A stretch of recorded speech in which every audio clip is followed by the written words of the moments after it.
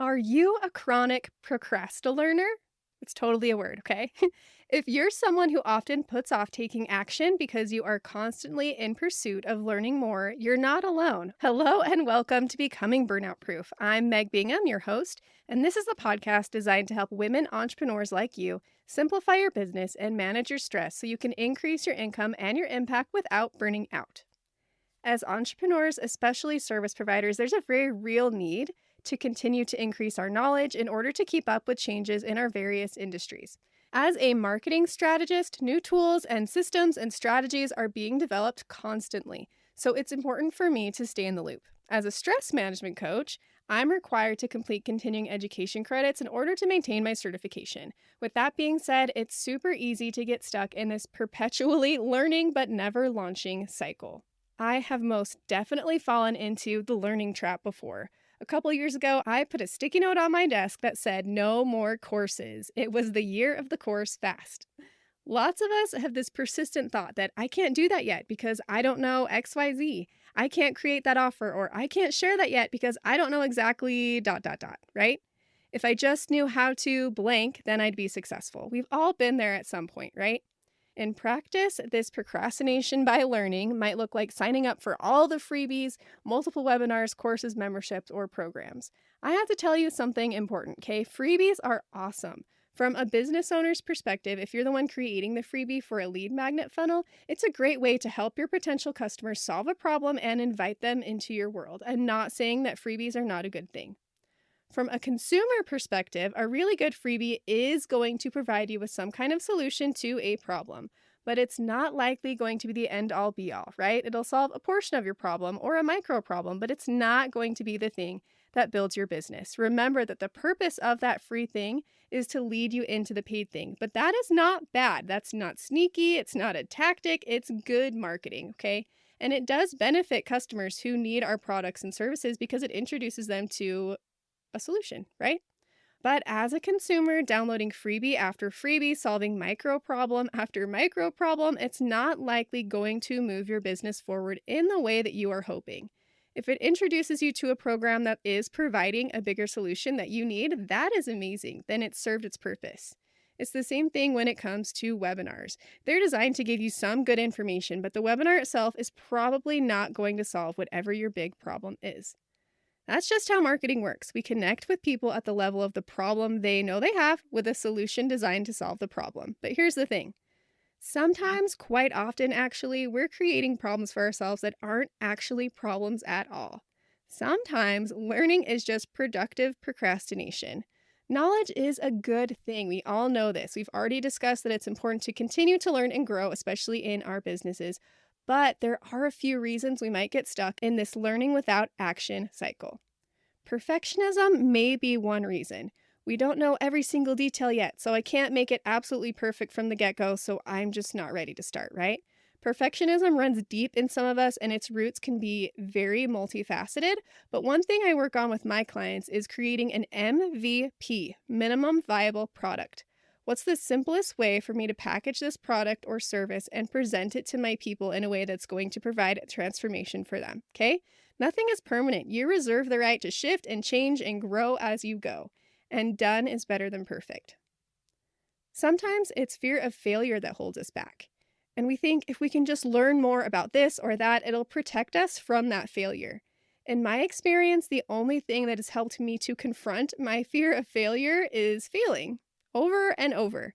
Before you blow that off as false modesty, I'm being totally transparent here. I've had more than one launch completely tank, and I've hosted more than one workshop with zero attendance. After that one workshop I chalked up to be a failure, I was in my feelings about the whole thing and was guided by a friend to do a little self-coaching. What was my worst fear related to that workshop? My worst fear was that no one would show up. And what happened? No one showed up. My worst fear, my definition of failure in that particular instance happened. And guess what? I was just fine. I felt my feelings. I regrouped. I looked at the data to figure out where to make tweaks, and I hosted another workshop later on that went just fine. We really can learn so much from these experiences we might initially view as failures. Another reason we might find ourselves stuck in this procrastinating cycle or any other form of procrastination is imposter syndrome. Man, this one is so brutal. It's that nagging voice asking us, who am I to call myself an expert? When we are actually very qualified. It's that persistent doubt gremlin whispering that we don't know enough, or I don't know as much as them, or I'm not as far as so and so, I'm not as successful as that person over there, so there's no way I'm actually qualified to try and do what I'm doing. I'll invite you to stop that immediately. In my experience, this feeling of imposter syndrome is just evidence that what we are trying to do or create or become is very important to us. The stress that we experience is just evidence that we care an awful lot, and that is a very beautiful, even though it's frustrating, kind of thing. I heard an interview from Pat Flynn recently. His podcast is Smart Passive Income, and I've been following him since the early days of my business.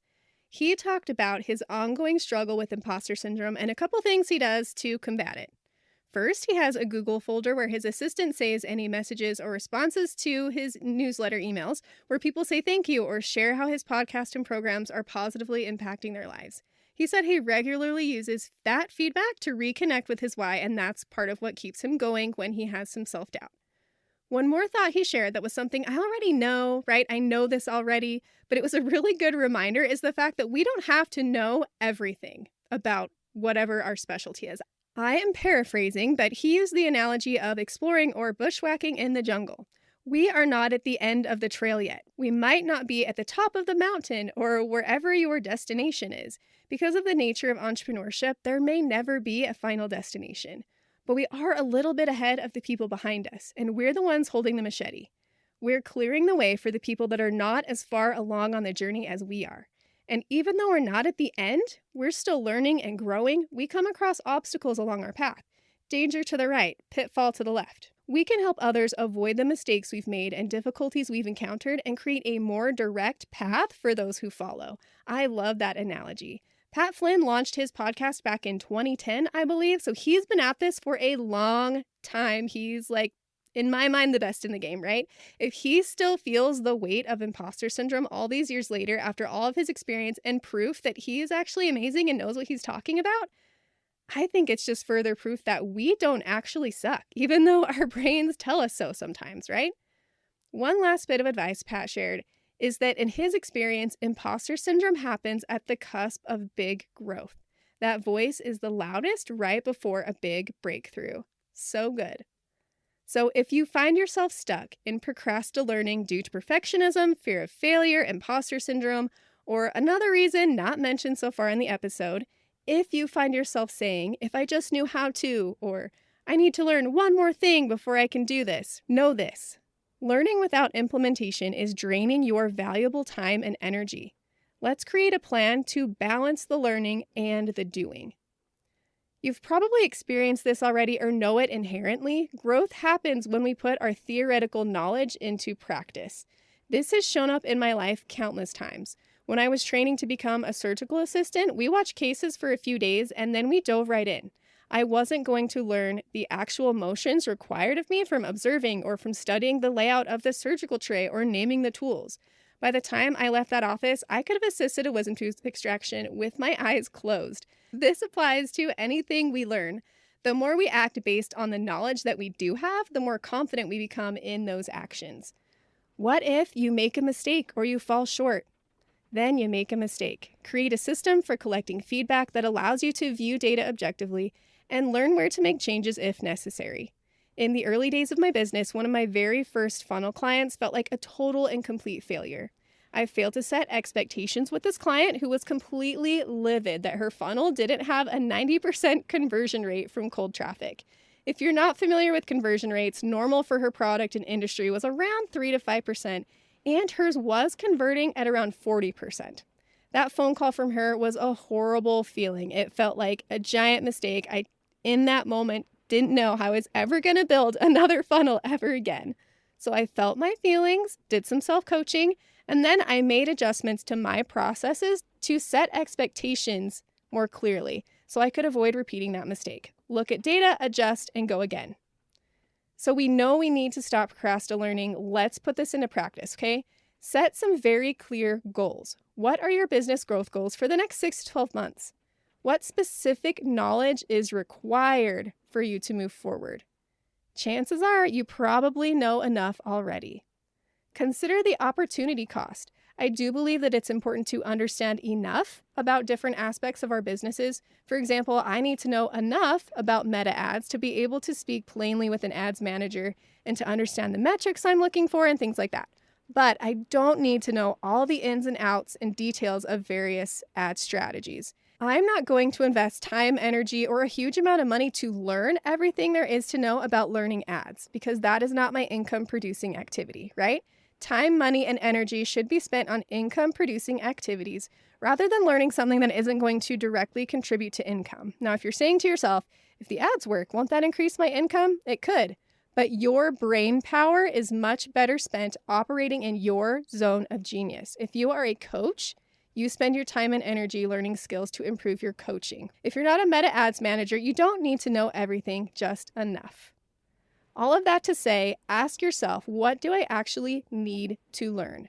Remember that whenever you say yes to one thing, you're saying no to something else. Is this new skill something that will directly contribute to your income, or is your time and energy better spent improving your income producing skills? Another thing I would suggest, I'm big on schedules and routines. Create a learning schedule. Set aside a designated time for learning and study. I don't do any client work on Fridays, so my hour on Friday morning set aside for working solely on my business is my learning time. This is when I listen to my podcasts. This is when I dive into my courses. Whatever it is, I have a time set aside so that it doesn't take away from my income producing activities. I still pride myself on being a lifelong learner. I think learning is an important part of our journey here on this earth. We are meant to continually learn and grow, but one of the best ways to continue to learn and grow is through taking action. So if you find yourself stuck in this procrastination through learning trap, I hope this episode resonated with you a little bit. I hope you've taken from it a couple little tips on how you can work out of that and jump into taking action. I would also invite you to take a look at the Work-Life Harmony Club, where we have co-working sessions set aside to help you take that action. That's all I have for you this week, my friend. Be well and be kind, and I'll talk to you again soon.